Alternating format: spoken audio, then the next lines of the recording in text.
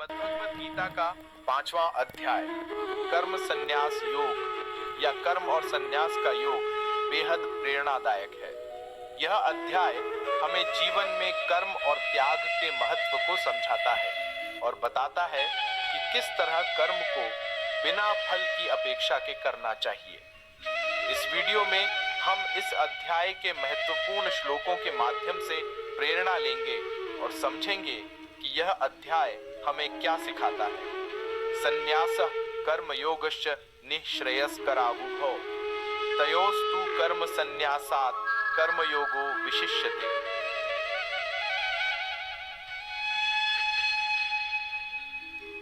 इसका अर्थ है संपूर्ण कर्म त्याग, संन्यास और कर्मयोग दोनों ही मोक्ष के लिए कल्याणकारी हैं, परंतु इन दोनों में से कर्मयोग, कर्म करना बेहतर है।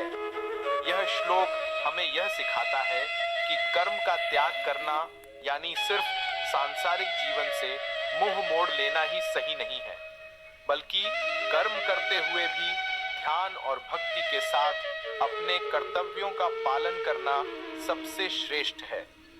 जीवन में सक्रिय रूप से कार्य करते हुए भी हम आध्यात्मिक उन्नति कर सकते हैं। ब्रह्मण्याधाय कर्माणि संगम त्यक्त्वा करोति यः लिप्यते न स पापेन पद्मपत्रमिवाम्भसा। इसका अर्थ है जो व्यक्ति बिना किसी आसक्ति के अपने कर्मों को परमात्मा को अर्पित करते हुए करता है, वह पाप से प्रभावित नहीं होता।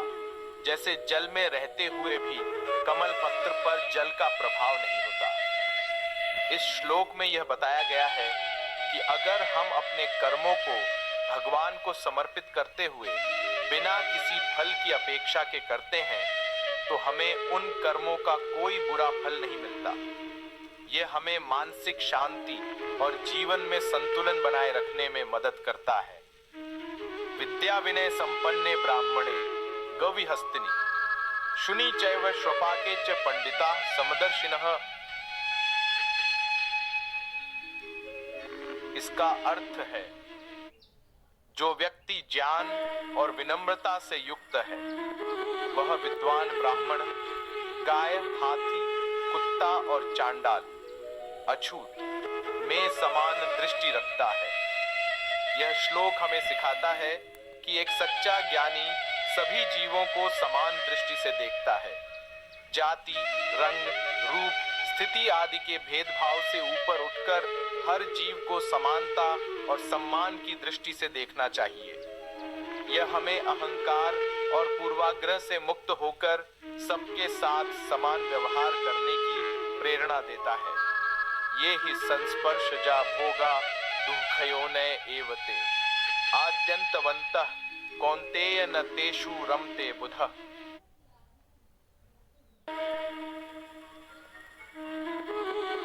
इसका अर्थ है इंद्रियों के संपर्क से उत्पन्न होने वाले सुख दुख के कारण होते हैं, क्योंकि उनका प्रारंभ और अंत होता है। इसलिए बुद्धिमान व्यक्ति उनमें आनंद नहीं लेता। इस श्लोक में बताया गया है कि जो सुख हमें इंद्रियों के माध्यम से मिलता है वह अस्थायी होता है और अंततः दुख का कारण बनता है। इसलिए हमें अपनी इच्छाओं और इंद्रिय सुखों से दूरी बनाए रखनी चाहिए और स्थायी आनंद की खोज करनी चाहिए, जो केवल आंतरिक संतोष से प्राप्त होता है। भोक्तारम यज्ञतपसा सर्वलोक महेश्वरम सुहृदम सर्वभूतानां जात्वा मां शांति मृच्छति।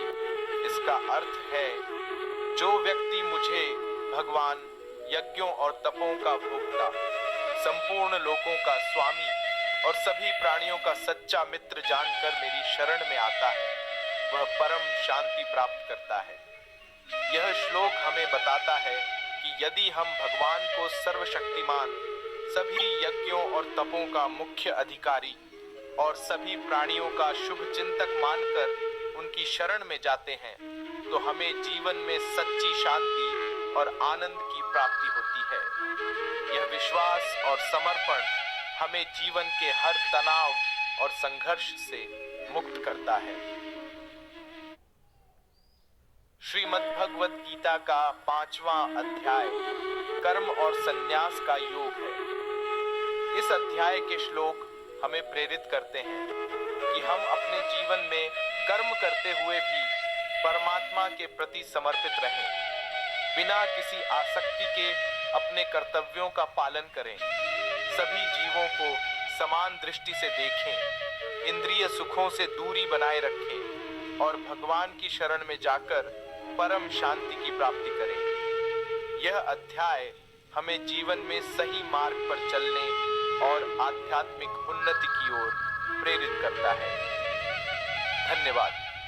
इस वीडियो के माध्यम से हमने श्रीमद् भगवत गीता के 5वें अध्याय की प्रमुख शिक्षाओं को समझा। आशा है कि यह ज्ञान आपको अपने जीवन में प्रेरणा और मार्गदर्शन देगा। अगर आपको यह वीडियो पसंद आया हो तो इसे लाइक करें, शेयर करें और हमारे चैनल को सब्सक्राइब करना न भूलें।